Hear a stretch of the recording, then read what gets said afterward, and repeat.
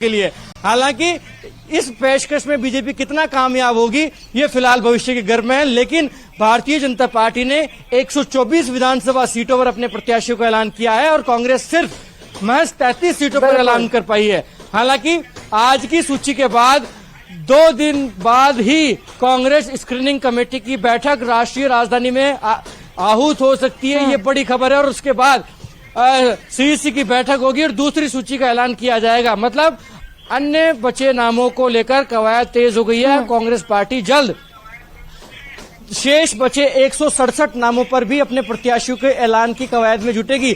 हालांकि कांग्रेस के लिए जो विध्वंस है वो काफी विकराल है, कांग्रेस के लिए संघर्ष काफी बड़ा है, क्योंकि हमने देखा कांग्रेस की सूची आने से पहले ही किस प्रकार के विरोध की खबरें निकल कर आई, बगावत हो गई। कांग्रेस पार्टी के जो तमाम नेता कार्यकर्ता दिल्ली आए हुए थे उन्होंने विरोध प्रकट किया तमाम लोगों को लेकर, और उसकी झलक भी देखने को मिल गई है। मालवीय नगर से अर्चना शर्मा की टिकट काटने के लिए तमाम मालवीय नगर से कार्यकर्ता पहुंचे थे, लेकिन उनकी एक न चली और 2 बार से चुनाव हार रही अर्चना शर्मा को एक बार फिर से चुनावी मैदान में उतारा गया है। हालांकि ये मुकाबला रोचक, क्योंकि पिछला मुकाबला कालीचरण सर्राफ वर्सेस अर्चना शर्मा 2018 में हुआ था। महज कुछ हजार वोटों से कालीचरण सर्राफ पिछला चुनाव तो जीत गए, लेकिन इस बार क्या अर्चना शर्मा जीतने में कामयाब होगी? क्योंकि तीसरी बार अर्चना शर्मा पर दाव खेला है कांग्रेस पार्टी ने। ऐसे में देखने वाली बात होगी, काफी रोचक होगा ये देखना कि कांग्रेस मालवीय नगर जो काफी पॉश सीट मानी जाती है, बीजेपी की परंपरागत सीट मानी जाती है, उस पर किस प्रकार की संभावनाएं होंगी। वहीं एक रोचक मुकाबला सांगानेर में भी देखने को मिलेगा। सांगानेर में पुष्पेंद्र भारद्वाज ने पिछला चुनाव काफी मजबूती से लड़ा, इस बार भी चुनावी मैदान में कांग्रेस ने उन्हें उतारा, लेकिन भरतपुर से चुनाव लड़े भजनलाल शर्मा जो कि चौथी बार के प्रदेश महामंत्री हैं भारतीय जनता पार्टी के, उन पर विश्वास जताया गया है। जयपुर से लेकर दिल्ली तक अच्छी पकड़ रखते हैं भजनलाल शर्मा। संगठन महामंत्री चंद्रशेखर और प्रदेश प्रभारी अरुण सिंह के विश्वस्त माने जाते हैं, उन पर दाव खेला गया है। लेकिन गुटबाजी हो सकती है भारतीय जनता पार्टी में सांगानेर विधानसभा सीट पर भी, क्योंकि करीब 1 दर्जन संघनिष्ठ नेता वहां से टिकट की गुहार कर रहे थे, लेकिन दाव खेला गया भजनलाल शर्मा पर। ऐसे में भजनलाल शर्मा के सामने चुनौती बड़ी होगी, क्योंकि पुष्पेंद्र भारद्वाज की तैयारी काफी अच्छी है, काफी मजबूत है और बाहरी हैं भजनलाल शर्मा उस सीट के लिए। हालांकि संघनिष्ठ सीट मानी जाती है, बीजेपी के कैडर की सीट मानी जाती है। ऐसे में स्वाभाविक है कि ज्यादा टक्कर नहीं होगी, ज्यादा अंतर नहीं रहेगा जीत और हार में, लेकिन पसीने आने तय हैं भजनलाल शर्मा के, क्योंकि पुष्पेंद्र भारद्वाज पिछले 5 साल भी लगातार सक्रिय रहे और 2013 से 18 तक भी लगातार सक्रिय रहे। वहीं अन्य सीटों की अगर बात की जाए तो सवाई माधोपुर से फिर एक बार दानिश अबरार पर दाव खेला है कांग्रेस पार्टी ने, जबकि चर्चा ये थी कि किसी मीणा नेता को चुनावी मैदान में उतारा जा सकता है ताकि किरोड़ीलाल मीणा जो कि बीजेपी के अधिकृत प्रत्याशी हैं उनको कमजोर किया जाए। ऐसे में ये मुकाबला भी काफी रोचक हो गया है, क्योंकि किरोड़ीलाल मीणा वर्सेस दानिश अबरार का मुकाबला देखने को मिलेगा।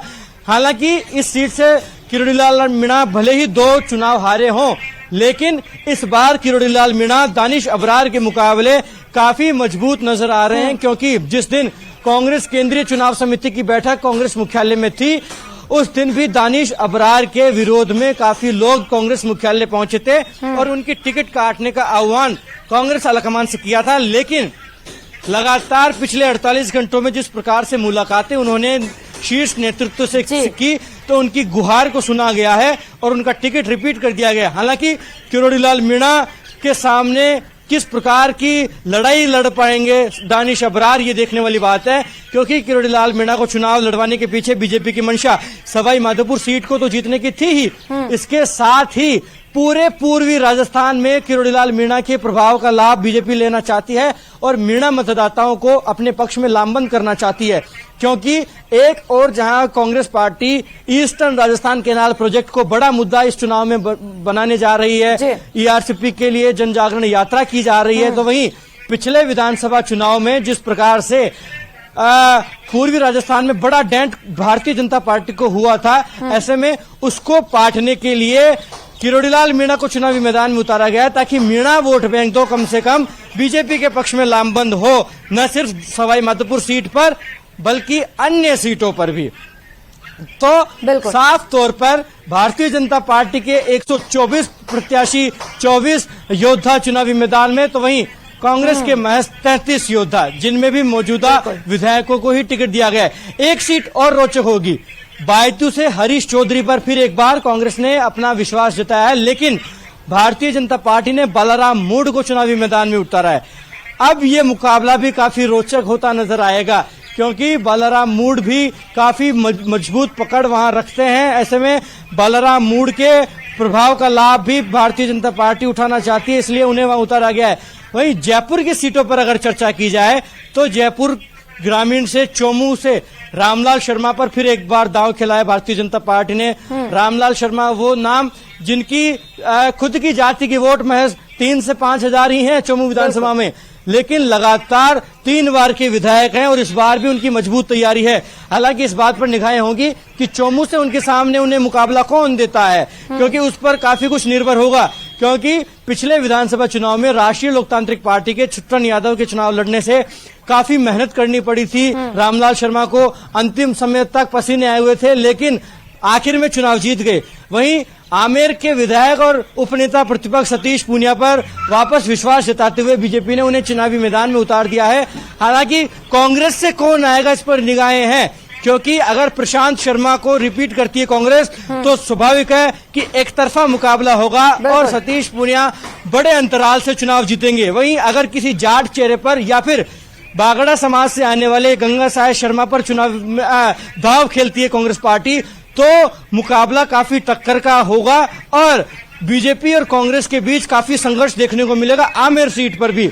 वहीं जहां तक और सीटों की बात है, निर्मल कुमावत को उतारा गया फुलेरा से, मौजूदा विधायक हैं, इस प्रकार की खबरें थी क्योंकि डीडी कुमावत, दीनदयाल कुमावत, जो कि भारतीय जनता पार्टी युवा मोर्चा के प्रदेश अध्यक्ष हैं, पूर्व में रहे हैं। पूर्व प्रदेश अध्यक्ष ने पिछली बार टिकट कटने की वजह से बीजेपी का दामन तोड़ दिया था, निर्दलीय चुनाव लड़ा था, लेकिन कुछ ज्यादा खास हासिल हुआ नहीं। इस बार के विधानसभा चुनाव से पहले उन्हें वापस एक बार बीजेपी का दामन थमाया गया, बीजेपी ज्वाइन करवाई गई, लेकिन टिकट फिर नहीं दी गई। फिर एक बार निर्मल कुमावत पर ही दांव खिलाए बीजेपी ने।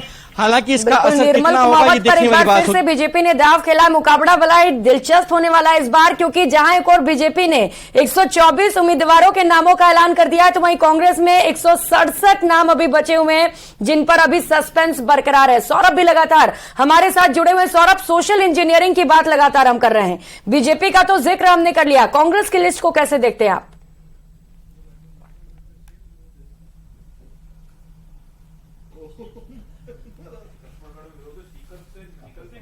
आवाज पहुंच रही है सौरभ आप तक?